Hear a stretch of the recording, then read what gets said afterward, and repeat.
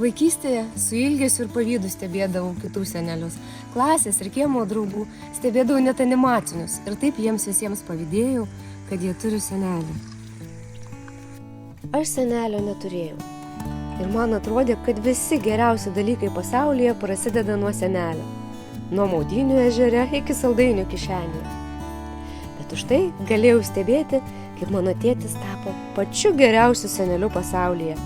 Besivedančių žvejoti, slapta perkančių saldumynus ir ledus, nors tėvai šiukštu neleido, einančių maudytis 100 kartą, nors lūpos dar mėlynos, ir pasirašančių visiems anūkų nuotykiams.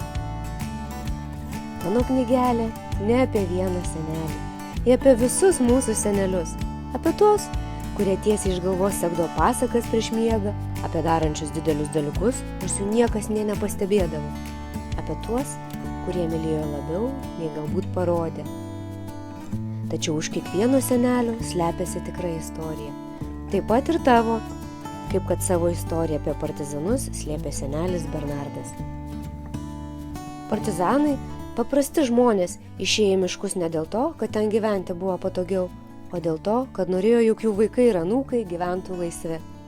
Jie miegojo drėgnuose bunkeriuose, nebuvo patyrę kariai, neturėjo pakankamai ginklų ir nežinojo, kaip laimėti karą prieš kur kas stipresnį priešą, didžiulį Sovietų sąjungos monstrą. Bet jie buvo drąsūs ir turėjo neįkainojamą ginklą – viltį. Ir todėl kiekvienas kovojo už laisvę taip, kaip mokėjo geriausiai. Ir todėl šiandien mes esame laisvi.